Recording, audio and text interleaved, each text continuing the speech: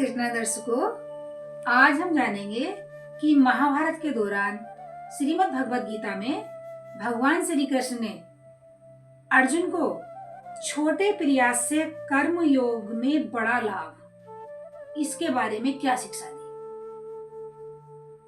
देखिए, भगवान श्री कृष्ण ने अर्जुन को युद्ध के समय, युद्ध से पहले बहुत ही छोटी छोटी और बारीकी से शिक्षा उन्हें दी और उन्हें सफल किया।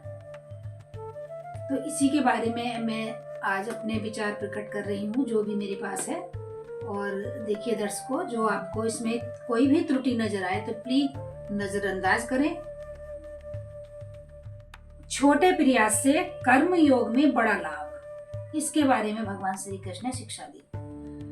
श्री कृष्ण आश्वासन देते हैं कि कर्म योग का थोड़ा सा भी साधन परिणाम देते हैं और यह धर्म हमें बड़े भय से रक्षा प्रदान करता है।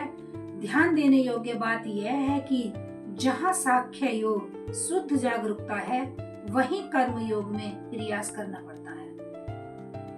यह उन साधकों के लिए भगवान श्री कृष्ण का आश्वासन है जिन्होंने अभी अभी अपनी आध्यात्मिक यात्रा शुरू की है और जो इस प्रयास को कठिन पाते हैं। श्री कृष्ण हमारी कठिनाई को समझते हैं और हमें विश्वास दिलाते हैं कि एक छोटा सा प्रयास भी अद्भुत परिणाम दे सकता है। वह हमें निष्काम कर्म और समत्व के मार्ग पर चलने के लिए प्रेरित करते हैं। एक तरीका यह है कि श्रद्धा के साथ श्री कृष्ण द्वारा बताए गए कर्मयोग का अभ्यास शुरू करें। समय के साथ जब हम कर्मयोग के नजरिए से अपने अनुभवों को देखने का अभ्यास करते हैं, हमारी अनुभूति और गहरी होती जाती है।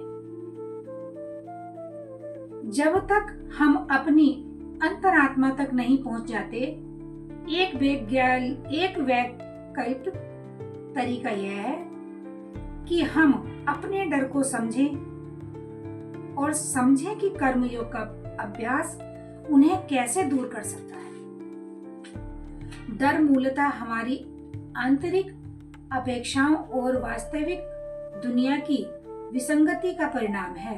कर्मयोग हमें निष्काम कर्म के बारे में सिखाता है, जो हमारे कार्यों से हमारी अपेक्षाओं को समाप्त करने में मदद करता है।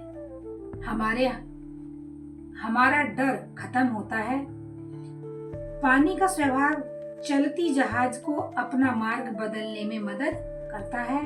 भले ही पतवार से जुड़ी छोटी पतवार पर एक छोटा आंतरिक बल लगाया जाता है, इसी तरह भीतर से सही दिशा में एक छोटा सा प्रयास ब्राह्मण के गुण के कारण एक बड़ा बदलाव ला सकता है, जो हमारे लिए कर्मयोग का मार्ग प्रशस्त करता है। जब हम बच्चे थे, हमने तब तक हार नहीं मानी जब तक हमने चलना और दौड़ना सीख नहीं लिया, जो कि कोई आसान उपलब्धि नहीं है। इसी तरह कर्मयोग में महारत हासिल करने के लिए बार बार किए गए प्रयास ऐसे परिणाम देंगे जिन्हें छोटी लेकिन निश्चित जीत को एक श्रृंखला के रूप में देखा जा सकता है। और देखिए, अब दूसरी शिक्षा ये है भगवान श्री कृष्ण की कि मन की शांति की आधारशिला। भगवान श्री कृष्ण ने शिक्षा दी कि हे अर्जुन, मन की शांति की आधारशिला क्या है। तो श्री कृष्ण कहते हैं कि कर्मयोग में बुद्धि निश्चयात्मिकता होती है और जो अस्थिर है उनकी बुद्धि बहुत वेदों वाली होती है।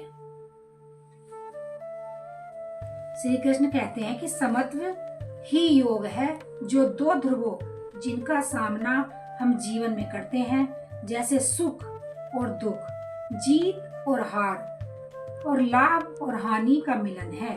कर्मयोग इन ध्रुवों को पार करने का मार्ग है, जो अंततः एक निश्चयात्मिका बुद्धि में परिणत होता है। दूसरी ओर एक अस्थिर बुद्धि हमें मन की शांति से वंचित कर देती है।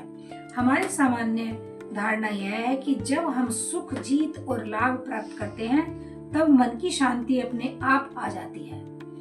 लेकिन श्री कृष्ण कहते हैं कि कर्म योग के अभ्यास से उत्पन्न एक निश्चयात्मिकता बुद्धि हमें दुर्विधताओं को पार करने में मदद करके मन की शांति देती है।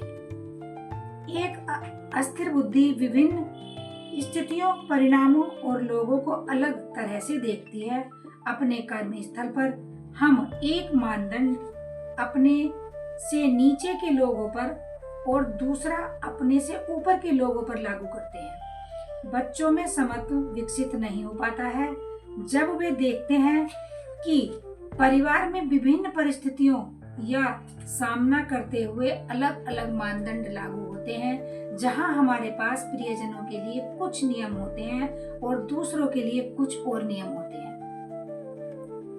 अपने दैनिक जीवन में हम धर्म, जाति, राष्ट्रीयता, हठ धार्मिकता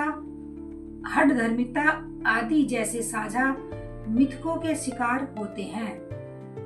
वे हमारे दिमाग में कच्ची उम्र में प्रभावशाली अवस्था में डाले गए थे और वे लंबे समय तक हमें विभाजित करते रहते हैं। इन साझा मिथकों में से प्रत्येक के दो पक्षों के लिए हम अलग अलग तरीकों से विभाजित होते हैं।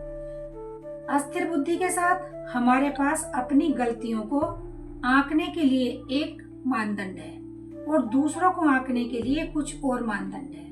मदद मांगते समय और मदद करते समय हम अलग अलग मुखौटा लगाते हैं। श्री कृष्ण कहते हैं कि कर्मयोग के मार्ग पर चलने से समत्व के योग एक निश्चयात्मिका बुद्धि प्राप्त होती है जो मन को शांति की आधारशिला है। जय श्री कृष्ण।